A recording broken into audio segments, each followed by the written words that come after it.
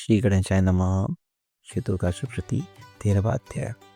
सूरत और वैश्य को देवी का वरदान। जो उदय काल के सूर्य मंगल की सी कांति दान करने वाली, जिनके 4 भुजाएं और 3 नेत्र हैं, तथा जो अपने हाथों में पाश, अंकुश, वर एवं अभय की मुद्रा धारण किए रहती है, उन शिवा देवी को मैं ध्यान करता हूँ। ऋषि कहते, राजन, इस प्रकार मैंने तुमसे देवी के उत्तम महात्म्य का वर्णन किया, जो इस जगत को धारण करती है। उन देवी का ऐसा ही प्रभाव है, वे ही विद्या उत्पन्न करती है। भगवान विष्णु की माया स्वरूपा उन द्रौपदी के द्वारा ही तुम ये वैश्य तथा अन्य विवेक के जन मोहित होते हैं, मोहित हुए हैं, आगे में मोहित होंगे। महाराज, तुम उन्हीं परमेश्वरी की शरण में जाओ। आराधना करने पर वे ही मनुष्य को भोग, स्वर्ग तथा मोक्ष प्रदान करते हैं। मार्कंडे जी कहते हैं, कौष्टुक जी, मेघ मुनि के ये वचन सुनकर राजा सूरत ने उत्तम व्रत का पालन करने का उन महाभाग महर्षियों का प्रणाम किया।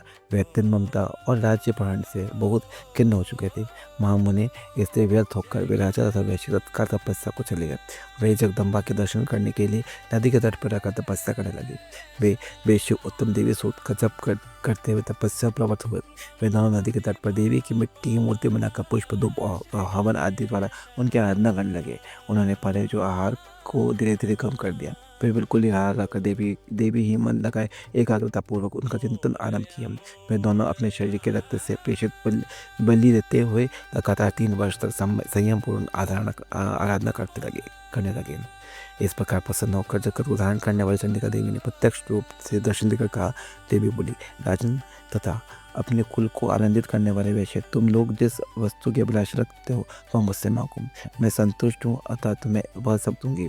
मार्कंडेय जी बोले, जब राजा ने दूसरे जन्म में नष्ट न होने वाले राज्य मांगे तथा इस जन्म में शत्रुओं की सेना को बलपूर्वक नष्ट करके पुनः अपना राज्य प्राप्त कर लेने पर वरदान मांगा था। वैश्य का चित्त संसार की ओर से खिन्न और व्यर्थ हो चुका है और वे बड़े बुद्धिमान थे। अतः उस समय उन्होंने जो तो ममता और अहंता रूप असशक्ति का नाश करने वाला ज्ञान मांगा। देव बोली, राजन, तुम थोड़े ही दिनों में शत्रुओं को मारकर अपना राज्य प्राप्त कर लोगे। अब वहाँ तुम्हारा राज्य स्थिर रहेगा।